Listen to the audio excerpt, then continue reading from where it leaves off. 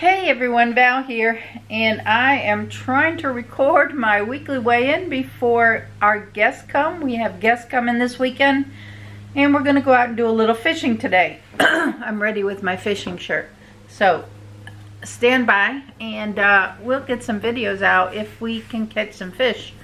So hopefully we'll have a wonderful fishing weekend, and we'll get some footage of what we're doing this weekend. So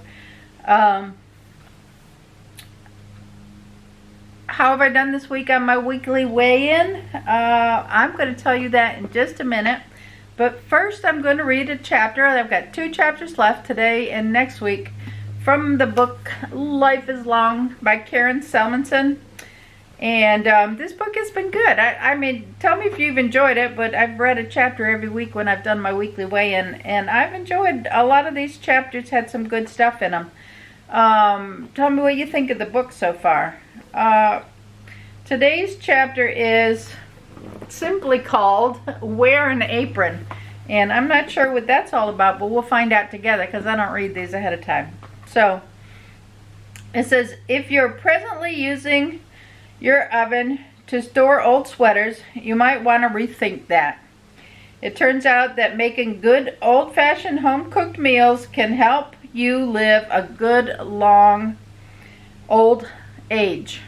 And I'm going to have to say, I'm going to agree with that. There's a lot of preservatives and extra added stuff into store-bought stuff that you don't need. You need one ingredient stuff. You need a potato, you need a piece of meat, you need a fresh vegetable, and you don't need all that packaged stuff.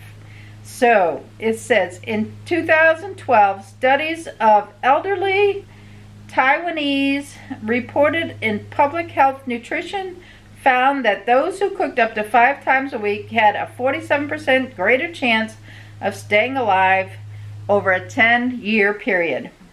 And the reasons vary. It says you're more in control of the ingredients.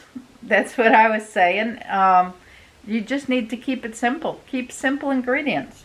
And you're more active in mind and body, thinking up meals and shopping for ingredients. And that's half the fun too, is trying to think up a meal. I know we did a collab, a Soup-tember collab over with Joan at Joan's Pointed Plate, and some other wonderful channels. And if you haven't seen that, go back to my Soup-tember collab. Check out the soup I made. I did an Asian inspired soup, seafood soup. And you can substitute chicken or pork or something if you don't like the seafood. But there were several other channels that did wonderful soups. I've checked out a lot of them. I've got to go back and finish watching the rest of them. But we're doing a collab in October for Crocktober, which is a crock pot meal. I haven't 100% figured out what I'm doing yet. So it's good to try to think of something different. I don't want to do the same thing that everybody else is going to do. I want to try to do something a little bit different. I know there's something that I'd like to do, but I don't think I can find the ingredients. I just don't think that in my little town they're going to have it. So I might check and see, but I really don't think it's going to be there. I'm not going to tell you what my idea is. You're going to have to come back for Crocktober. It's going to be sometime in the middle of October to check out, see what the recipe is going to be, and see what everybody else comes up with. So thinking up recipes keeps your mind active and your body as you're going out to get the ingredients or look for the ingredients. It says it has become clear that cooking is a healthier behavior, said Professor Mark Warvisht, the lead author of the study. It deserves a place in lifelong education, public health policy, urban planning, and household economics. Reminder: don't be a kook about what. Let me try that again. Don't be a kook, K-O-O-K, about what and how you cook. Make sure you're cooking healthfully with the right kinds of oils and not too much salt or sugar. And I try to steer away from the salt and sugar. I don't usually add salt to anything I'm making. If somebody wants more salt, they can add it at the table. But I'm not one to cook with a lot of salt at all. I don't put in that pinch of salt. I just think most foods have natural sugars and natural salts and stuff in them. And I try to stay away from both if I can. So how did I do this week on my weekly weigh-in? Okay, so last week I weighed in at 188.4. I noticed at the beginning of the week, because I do weigh myself pretty much every day just to keep an eye on where I am and what I'm doing, so if I need to adjust during the week, I can. And I seem to have been up a pound or two at the beginning of the week, and I don't know where it came from, unless it was, overeating on the weekend, which could have been possible because I did have my sister-in-law here, and we did go out to eat, so I'm sure that was extra weight from eating out at restaurants and stuff.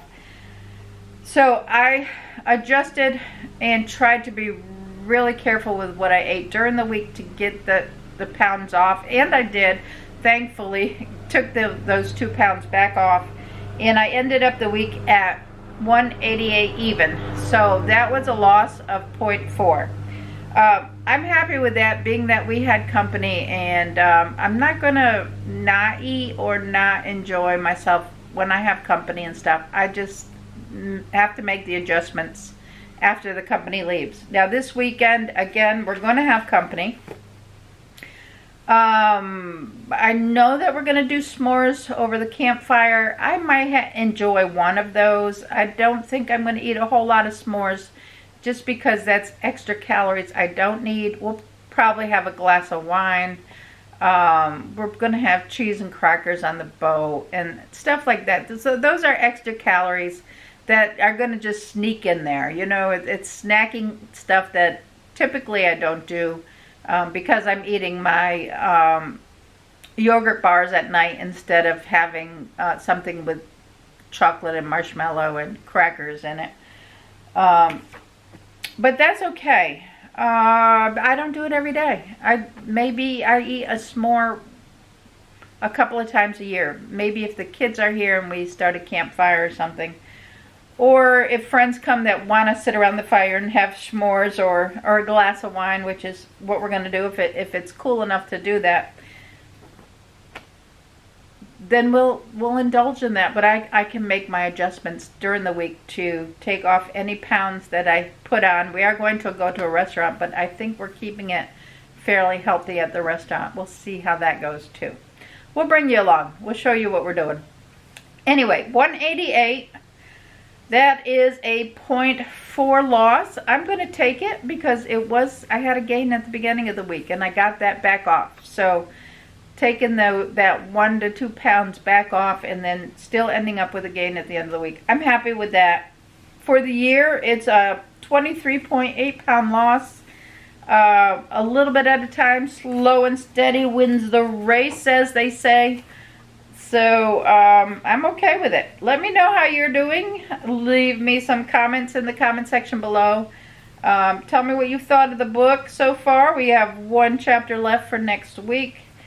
And we'll start a new book. And we'll keep on working on losing weight and seeing how we end up at the end of the year.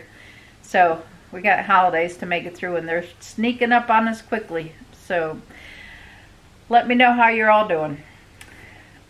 That's it for today. I'm going to get ready for my guests. Give the video a thumbs up. Subscribe if you're not subscribed and you want to.